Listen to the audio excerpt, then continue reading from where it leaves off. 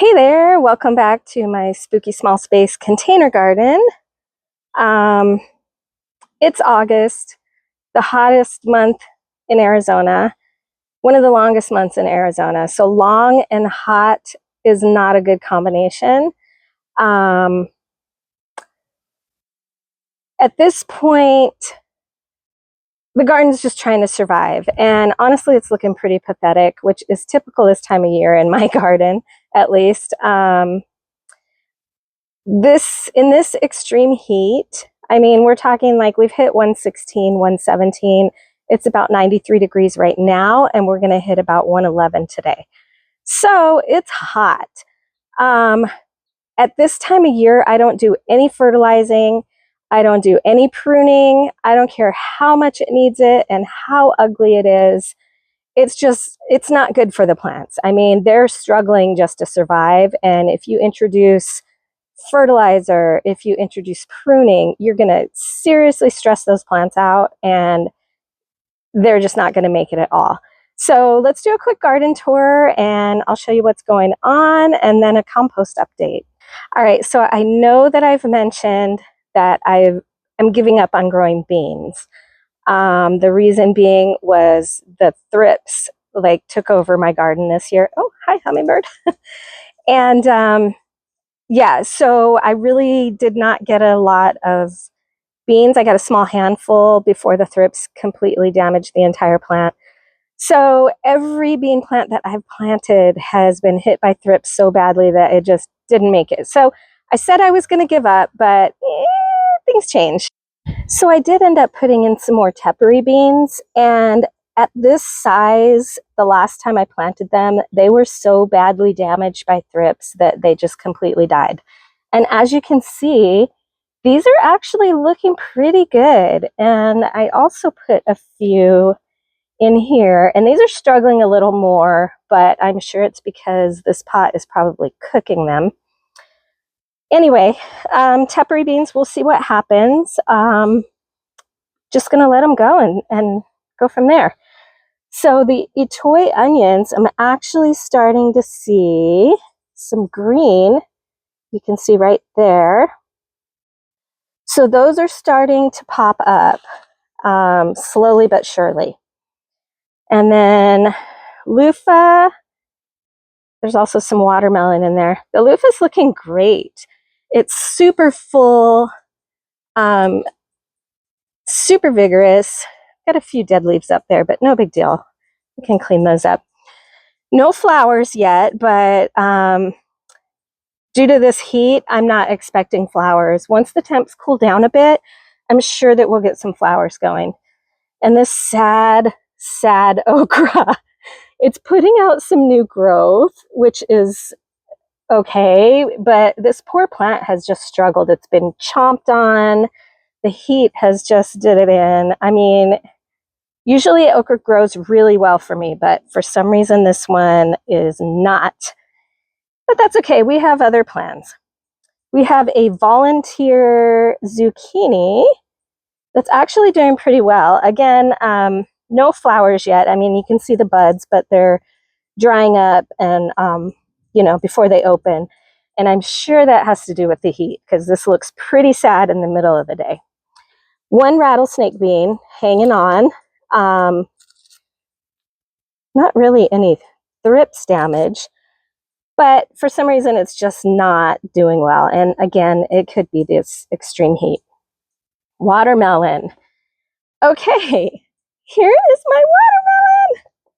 I'm so excited about this. And so the seed packet said that this was a sugar baby watermelon when in fact it is not, because that is not what a sugar baby watermelon looks like.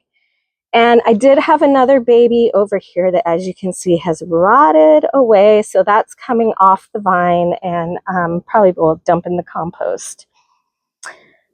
Over here, a lonely sunflower. I've been neglecting these bags pretty badly. 2 sunflowers here. We've got a random bean that popped up. So, and again, not hit by thrips. So that's encouraging. I have 2 spaghetti squash. that have popped up, and they're doing pretty well. So I've never grown spaghetti squash, so I have no idea how that's going to go. All right, over here, oregano again needs a big haircut. And again, I'm not pruning anything until the fall when the temps cool. I've got some zinnias popping up here, and it does look like they are getting hit by thrips. I don't know. Yeah, you can see the spotted leaves. So I'm kind of sad about that, but it is what it is. This poblano is enormous, and I'm going to need a bigger tomato cage. But actually in the fall, I'm going to be cutting this back because in this heat, it's not producing fruit, which is normal. So I'll cut it back in the fall and see what happens. Mint is going to get replaced. These tomatoes are on their last leg, and I've pretty much harvested all of the tomatoes that I'm going to get off of this. And I know that there are still a few little guys on here, but I'm not expecting them to get much bigger. So yeah, they're on their last leg.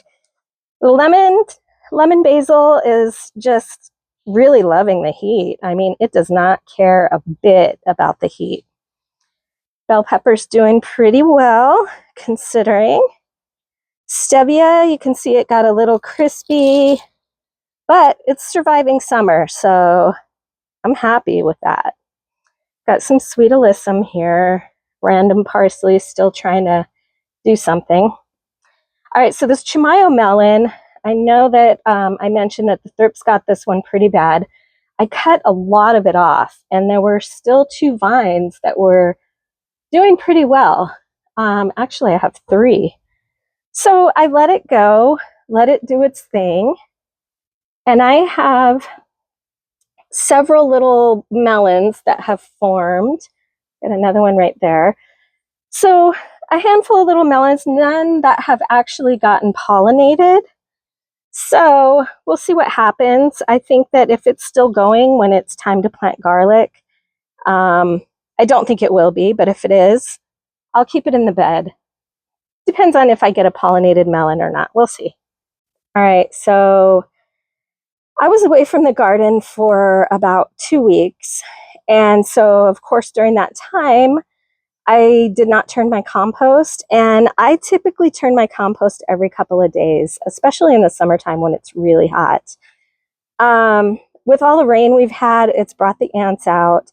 And now I have an ant problem in the compost. And so what that tells me is that, one, I'm not turning it often enough, and I'm not wetting it down often enough because ants do not like to be disturbed. So let me show you what I'm talking about. I'm going to disturb these ants and send them on their way. All right, I'm going to zoom in close and show you and see if you can see these ants. But yeah, and this is actually not as bad as it was, but yeah, they're everywhere. So the compost is full of ants, and oh my gosh, let me tell you, when I'm turning this, it smells amazing, like rich, beautiful soil. You can see that a lot of stuff has broken down because this actually was about 1/3 fuller than it is now. So I'm going to go ahead and get this turned and watered, and we'll see if we can disturb these ants enough that they will leave. And that's typically what happens. You start turning, oh, look at all these. You start turning the compost bin, and they'll end up disappearing. They'll go somewhere else. Oh my gosh, the ants are going crazy right now, but I'm going to make them even crazier. So give this a turn. Look at how dark this is, you guys. Check it out. Oh, it's so warm too. That is some beautiful compost right there. So I'm really excited for fall. I can start using this in the garden. But today, and probably over the next 2 weeks, I'll be turning this daily to try and get rid of these ants. I'm going to break up these ant colonies that are living in here. and send them on their way. And this has happened before. I've had ants in the compost before, and this is exactly how I got rid of them. So no pesticides, no DE, no nothing. Just good old-fashioned work. Because this is work. It's heavy. But yeah, it does work. You have to be consistent with it, but it does work. I also noticed there were some geckos in here when I first opened the bin this morning, which is pretty cool. I'm hoping they're in there eating the ants, but who knows? All right. Pretty good turn. The pomegranate there. That should do it. Do that every day. And hopefully soon we will not be seeing ants in here, which will be great. All right, so again, not much going on in the garden, which again is typical for this time of year for me. I do have some starts indoors, some seedlings that I'll be potting up today, and those will likely go out towards the end of next month, which technically is monsoon planting, but also some of those are going to be tomatoes, and I'm going to overwinter them. So those will be staying through spring and early summer. So also I wanted to share that Dollar Tree has their seeds for 15 cents a piece. So I went to town. We've got eggplant, black beauty. We've got summer squash, got a couple of those, some spinach. We got some basil. You never have enough basil. And I know I said that I was giving up on beans, but these were 15 cents. So, you know, and these are actually bush beans. I've got quite a few of these, Blue Lake, Contender. Yeah. So several packs of beans, and I'm not the biggest fan of bush beans because if I'm going to grow beans, I would rather grow pole beans because they are much heavier producers. Bush beans will produce, but in order to get a really good harvest, you need a lot of plants. So I've got a lot of packs, and I'm going to give them a try and see what happens. And then I've got a whole boatload of zinnia. These are all zinnia. So I'm excited about those because, you know, I love the zinnia. And I'm just going to keep my fingers crossed that the thrips don't destroy them.